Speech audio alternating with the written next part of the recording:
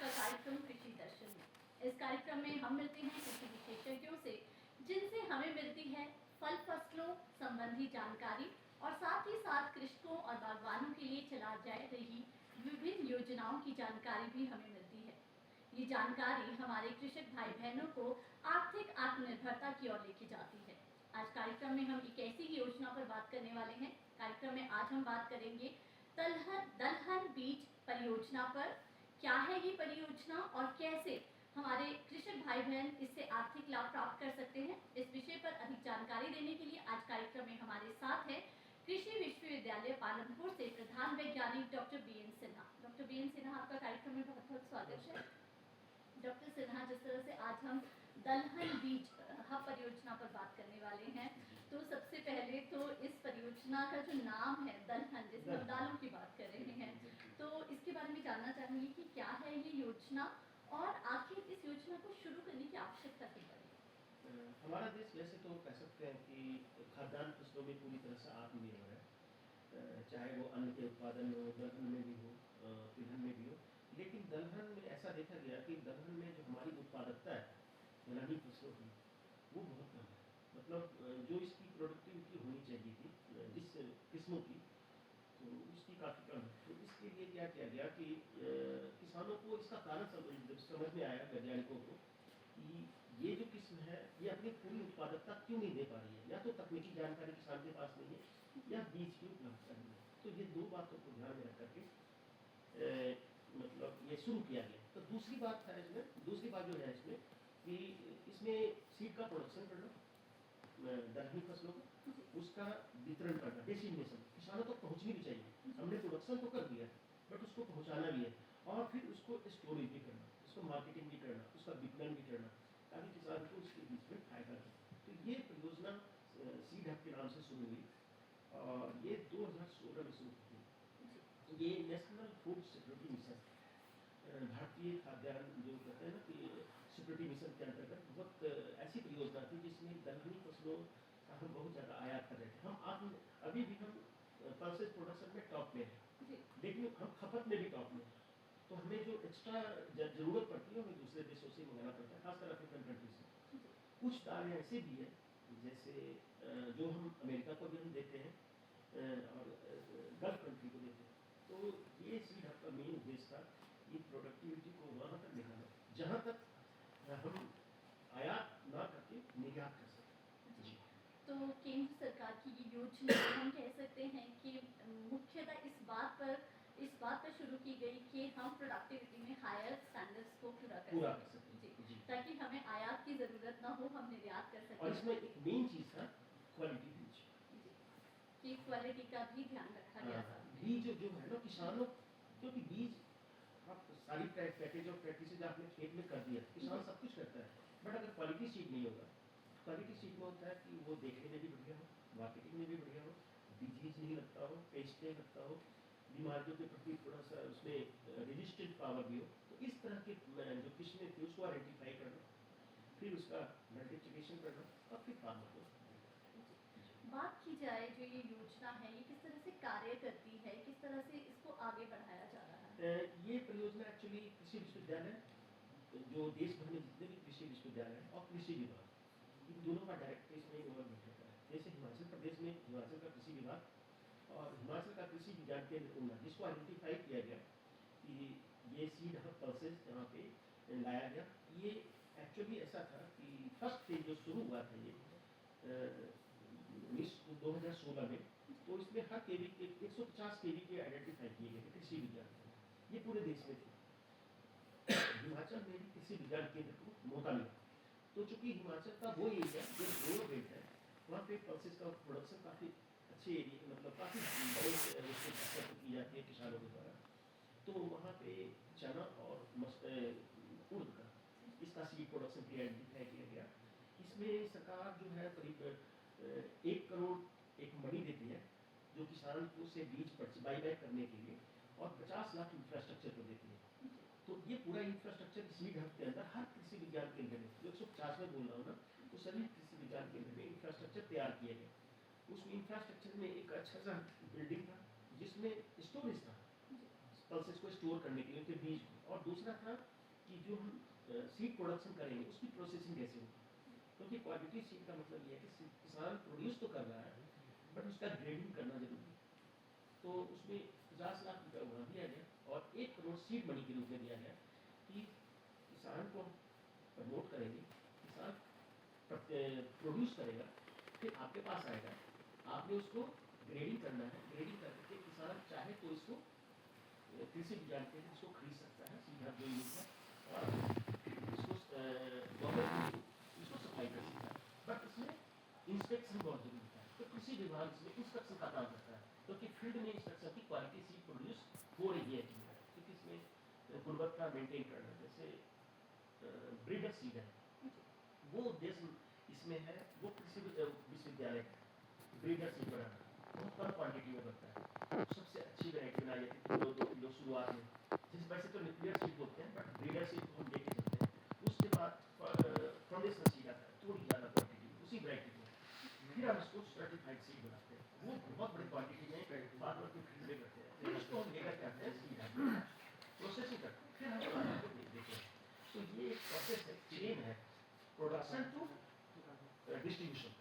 जी, तो इसका पूरा ध्यान रखा जाता रखा है जाता कि है, किस जी। तरह से अच्छी क्वालिटी के जो बीज हैं वो किसानों तक पहुंचे, और जैसे आपने कहा तभी प्रोडक्शन बहुत अच्छी हो पाएगी। देखिए मैं तो खुश हूँ क्योंकि ये परियोजना जब शुरू की गई थी तो हमारे देश में सबसे ज़्यादा आइडेंटिफाई यही किया गया था कि क्वालिटी सीड किसानों के पास नहीं है।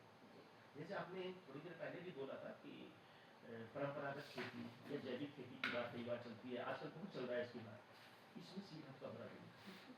पल्सेस को इंक्लूड करते हैं हम, ताकि जैविक खेती जो है वो अच्छी तरह से चल सके, उसको इंक्लूड करना पड़ता है, तभी जैविक खेती सफल होगी।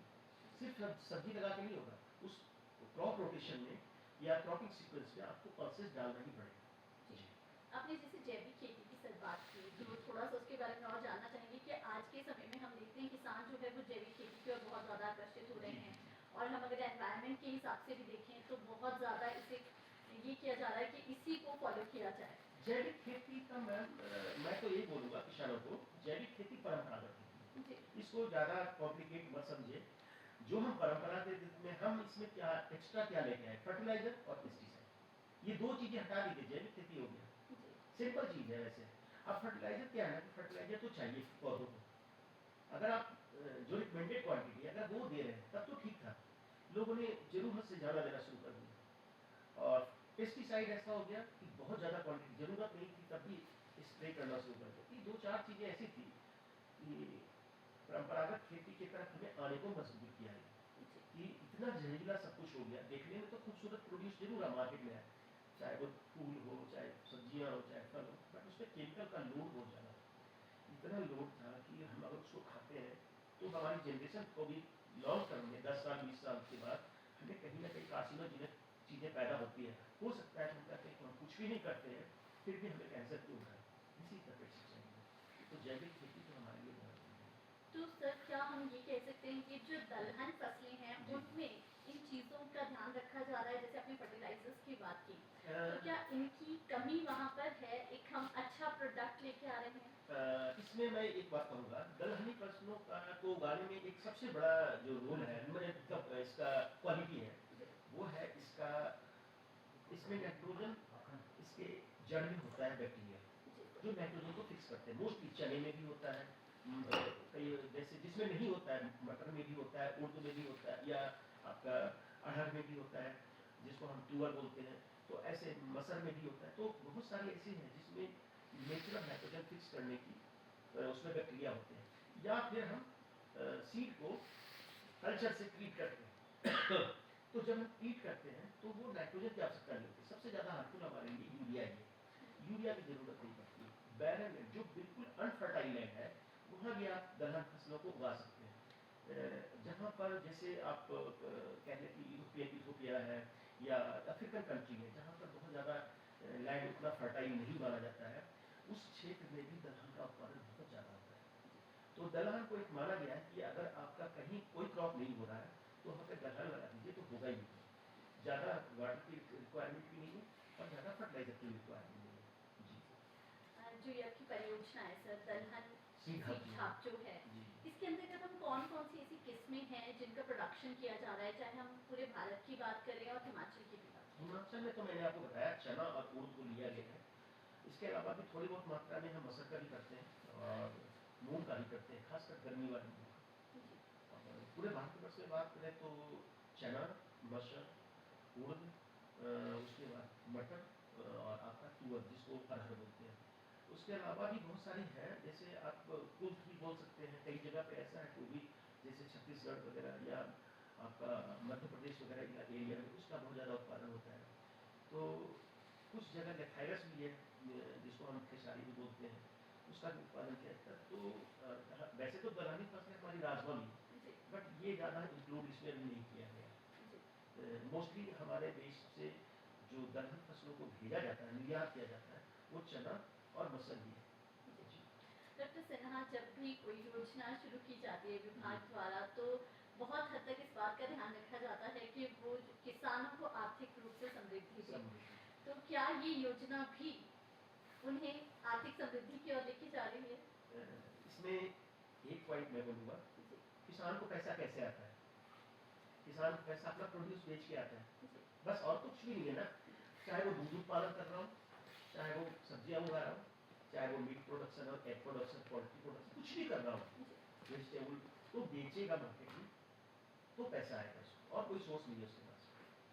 तो हम उसका पैसा अगर बढ़ाना चाहते हैं या सीड हमसे उसको क्या फायदा होगा, उसको फायदा ये होगा कि जो सीड, मान लीजिए कि चना उगाया उसने, चना मार्केट में 50 रुपये किलो है, लेकिन जब हम इसको सीड के लिए बेचेंगे ना ग्रेडिंग करने के बाद, तो 100 रुपये 150 रुपये किलो तक जाएगा।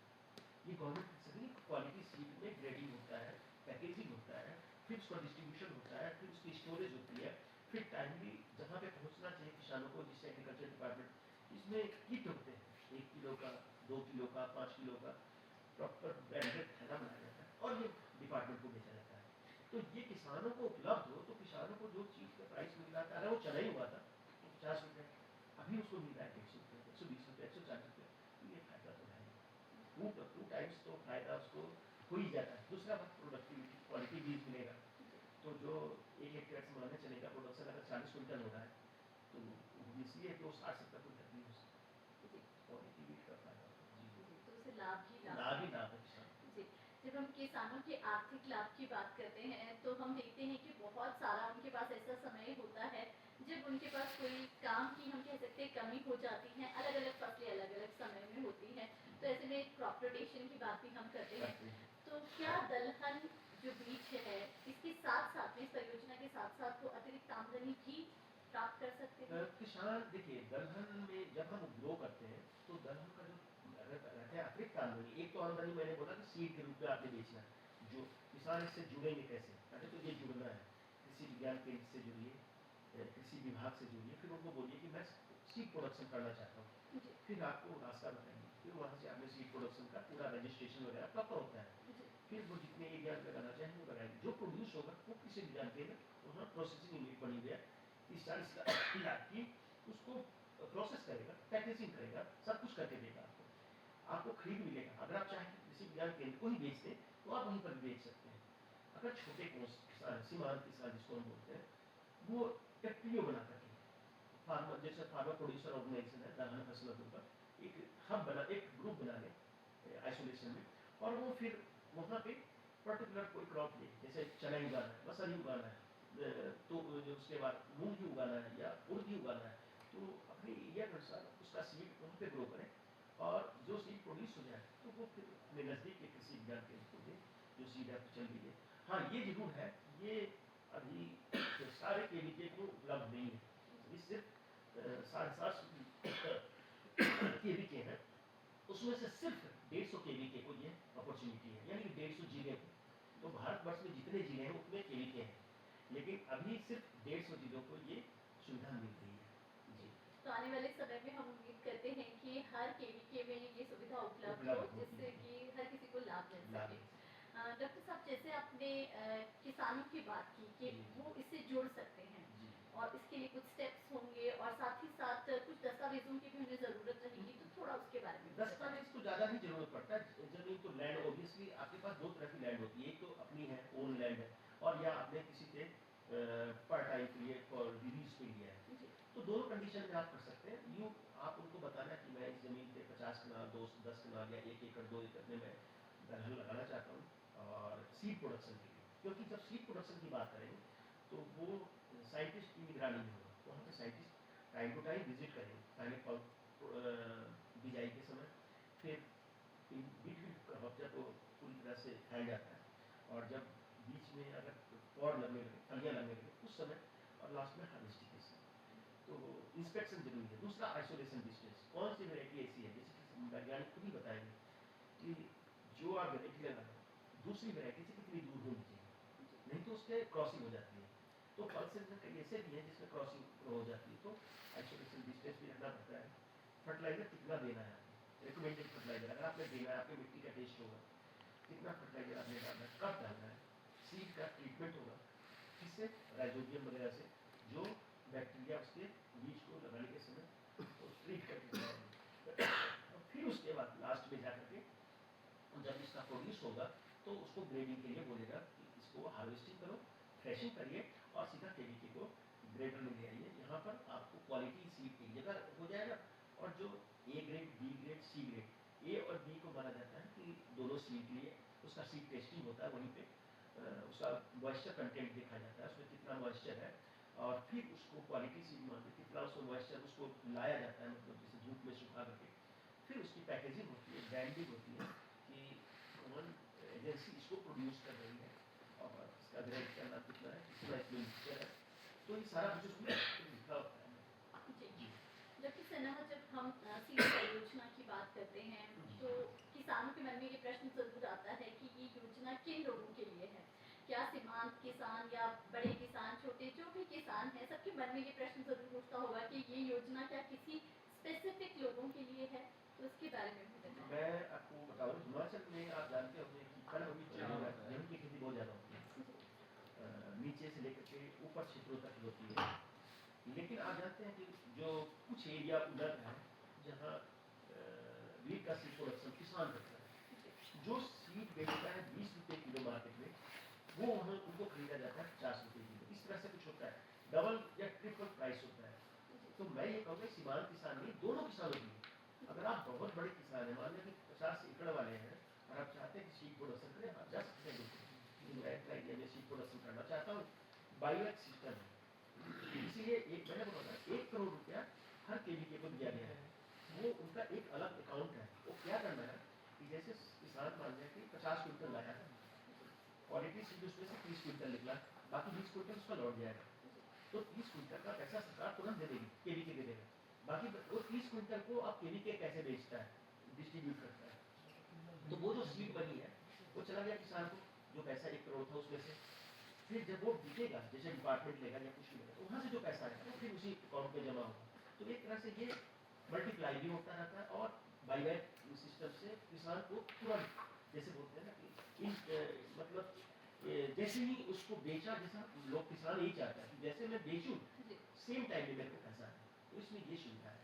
और क्वालिटी की बात है, और दूसरी बात है कि आपका एक नाम भी होता है कि आप क्वालिटी सीड प्रोड्यूसर, गवर्नमेंट इसको भी आइडेंटिफाई करती है कि ये आदमी जो है, ये किसान जो है, इसको सब कुछ पता है क्वालिटी सीड को कैसे प्रोड्यूस की जाती है। और उसमें थोड़ा सा ये होता है कि उसमें साइंटिस्ट डिपार्टमेंट, बीज निगम, कृषि विश्वविद्यालय, सबका इन्वॉल्वमेंट होता है, सभी को उसमें सभी जा सकते हैं फार्मर के फील्ड पे, जहाँ पर ये सीड का प्रोडक्शन होता है, दोनों किसानों के लिए, सीमांत के लिए और लार्ज किसानों के लिए। तो डॉक्टर सिन्हा, हम कह सकते हैं कि इस पूरी परियोजना को अगर इससे जुड़ना चाहते हैं किसान, तो उसने इसके बारे में जानना बहुत ज़्यादा ज़रूरी है, अवेयरनेस होना बहुत ज़्यादा जी। तो क्या इनके अवेयरनेस के लिए इस तरह के प्रोग्राम्स चलाए जा रहे हैं? इनके देखिए, जिस डिस्ट्रिक्ट में ये चल रहा है, जैसे मैंने बोला ऊना डिस्ट्रिक्ट में कृषि विज्ञान केंद्र ऊना जो रामपुर में स्थित है, वहाँ पे सीधा परियोजना 2016, 17, 18 से शुरू हुआ था, फर्स्ट फेज में आ गया था, वहाँ कंस्ट्रक्शन वगैरह में टाइम लगा थोड़ा, सीधा परियोजना now it is totally functional चल रहा है। वहाँ पे वैज्ञानिक वहाँ पे होते हैं, सब कुछ होता है, कृषि विज्ञान केंद्र का अपना भी जमीन है, उस पर भी सीड प्रोडक्शन करते हैं लोग। तो जो किसान करना चाहे तो डिस्ट्रिक्ट के किसान कृषि विज्ञान केंद्र जाए या कृषि विभाग में जाए, दोनों हर जगह में होता है। कृषि विज्ञान हर डिस्ट्रिक्ट में है, लेकिन हिमाचल के बाकी 11 जिले जो है उसमें भी सीड हब योजना नहीं है, तो ये अपॉर्चुनिटी सिर्फ ऊना डिस्ट्रिक्ट को अभी अवेलेबल है। और बाकी बाकी स्टेट में जितने हैं वो करीब करीब 100 मैंने बोला आपको 150 के करीब केवीके हैं, वो इन्वॉल्व है, तो ऑलमोस्ट उसमें राज्य के कृषि विश्वविद्यालय में है और आईसीआर की जो कृषि विश्वविद्यालय है उसको भी लिया है। डॉक्टर साहब, जो ये आपकी सीधा परियोजना है, इसके अंदर किसानों को यदि तकनीकी प्रशिक्षण की ज़रूरत है, मुझे लगता है वो बहुत ज़्यादा ज़रूरी है, तभी वो हर चीज़ को समझ पाएंगे। जैसे आपने कहा बहुत सारे स्टेप्स हैं इसमें, तो ऐसे में ये प्रशिक्षण किस प्रकार से दिया जाता है? एक तो प्रशिक्षण ऐसा होता है कि जैसे कृषि विज्ञान केंद्र को इसीलिए चुना गया, कृषि विज्ञान के हर कृषि विज्ञान के पास 15 हेक्टेयर से लेकर 19 हेक्टेयर के बीच में अपना लैंड होता है। ये सरकार ने जब केवीके बनाया था, जब इसकी स्थापना हुई था केवीके, उसमें उनको रिसर्च एक्सटेंशन और मल्टीप्लिकेशन के लिए लैंड दिया गया, ये सब जगह ही है। तो इसकी डेमोस्ट्रेशन वहाँ लगाए जाते हैं, तो किसान वहाँ विजिट करते हैं, डिफरेंट टाइप की ट्रेनिंग होती है, तो किसान को वहाँ डेमोस्ट्रेशन में बताया जाता है। तो पल्सेस का जो ट्रेनिंग है वो ऑन द स्पॉट ट्रेनिंग है, वो वहाँ पर भी दी जाती है। मोस्टली पल्सेस जो होती है वो रबी की फसल है, जिसमें कनक लगता है, तो रबी की फसल है। वैसे कुछ फसलें ऐसी भी है जो गर्मी में लगती जाए, जो फसलें जैसे हम मूंग उर्द लेते हैं या हम मूंग लेते हैं, तो ये चना जो है, खास करके चना और मटर, ये हम मोस्टली रबी में लेते हैं। तो किसानों को सीधा अप्रोच करना चाहिए कृषि विज्ञान केंद्र, वहाँ आए। इसमें 4-5 चीज़ें हैं। पहला, क्वालिटी बीज कहाँ से मिलेगा, ट्रेनिंग मुझे उसके पहले मुझे ट्रेनिंग दी जाए, कैसे सीड प्रोडक्शन करना है, आइसोलेशन डिस्टेंस कौन सा रखना है, कौन सी वैरायटी आप जो हम बोलेंगे वही प्रोड्यूस करना पड़ेगा, ये भी जरूरी है। किसान अपने मन से कोई बोलेगा ये वैरायटी मेरी तो अच्छी है, नहीं, हम आपको बताएंगे कि ये वैरायटी यहाँ के लिए सुटेबल है, इसकी प्रोडक्टिविटी हाई है, इसमें कीट और बीमारी कम लगती है, तो आप इस वैरायटी को लो। तो ये कृषि विज्ञान केंद्र का एक मतलब कह सकते हैं ट्रेनिंग का वो भी है, मोटो भी है कि इसको करना ही करना पड़ेगा डेमोस्ट्रेशन लगाने से पहले। फिर उसके बाद किसान को बीज उपलब्ध करवाना, क्वालिटी बीज कितने एरिया में लगा रहा है, फिर सोइंग पीरियड पर्टिकुलर टाइम पे सोइंग करना, वो बहुत जरूरी है, टाइमली सोइंग, इरिगेशन कितना देना है, फर्टिलाइजर कितना देना है, आपने मिट्टी टेस्ट करवाया कि नहीं, और लास्ट में हार्वेस्टिंग। तो ये सारी चीज़ आपको कर देना है। ये है प्रोसेस एक्चुअली सीधा बोलने का। जी, तो इस प्रोसेस को पूरी तरह से फॉलो करना पड़ेगा, तभी जो है हम अच्छी प्रोडक्टिविटी भी ले सकते हैं, साथ ही साथ एक अच्छा बीज और एक अच्छी दलहन जो है हमारे पास आ सकती है। 2 चीज़ें होगी, क्वालिटी और प्रोडक्टिविटी। और अल्टीमेट क्या होगा उसमें, जब क्वालिटी अच्छी होती है और प्रोडक्टिविटी भी अच्छी होती है तो किसान को पैसा ज़्यादा है। ऑब्वियसली आप क्वालिटी, आप जब भी मार्केट में जाते हैं तो कोई भी चीज़ आप परचेज करते हैं तो डेफिनेटली आपको क्वालिटी, ये एप्पल देखने में खूबसूरत है, हम सबसे पहले उसी को देखने में अच्छा लग रहा है, अट्रैक्टिव है, तो हम उसका प्राइस है 300 भी है तब भी हम सोचते हैं यही रखते हैं। तो दैट इज ये क्वालिटी चीज़ होता क्या था ना, किसान पहले भी प्रोड्यूस करता था बट ग्रेडिंग नहीं थी उनके पास। जो ग्रेडिंग की सुविधा है ना, ग्रेडिंग मशीन होती है जो हम सीड को हम ग्रेड करते हैं, तो ग्रेडिंग के बाद इसकी क्वालिटी कैसे यदि हम इसके फ्यूचर को देखें, इस परियोजना के बाद दलहन के क्षेत्र में हम इसका फ्यूचर देखते हैं, तो क्या किस तरह का आप देखते हैं, और साथ ही साथ इसकी महत्वता कितनी ज़्यादा बढ़ जाती है? ये जब कहते हैं ना, जब तक मानव सभ्यता रहेगी भोजन की जरूरत पड़ेगी। कहते हैं ना कि 2 इंडस्ट्री कभी नहीं बढ़ेगी, एक पहला तो है खाने वाला किसान, उसको उगाना ही पड़ेगा, जो कोई भी किसान बन जाए चाहे वो कैसा भी हो, और दूसरा होटल, यहाँ रेस्टोरेंट में खाना बनेगा, मतलब सुबह के लिए आपको मतलब 4 टाइम का मील आपको चाहिए, उसमें कुछ हो चाहे नहीं, पल्सेस जरूर होगा, तो इसको आप अवॉइड तो नहीं कर सकते, और पल्सेस हमारी जरूरत है। आज के भविष्य इसका बहुत ही ब्राइट है। अभी भी हम क्वालिटी सीड सेल्फ सफिशिएंट नहीं हुए हैं, जितना सीड हमको प्रोड्यूस करना चाहिए उतना अभी नहीं हो पा रहा है, जितना हो रहा है किसानों तक पहुँच जा रहा है, बट किसानों को इसका डायरेक्ट फायदा हो रहा है।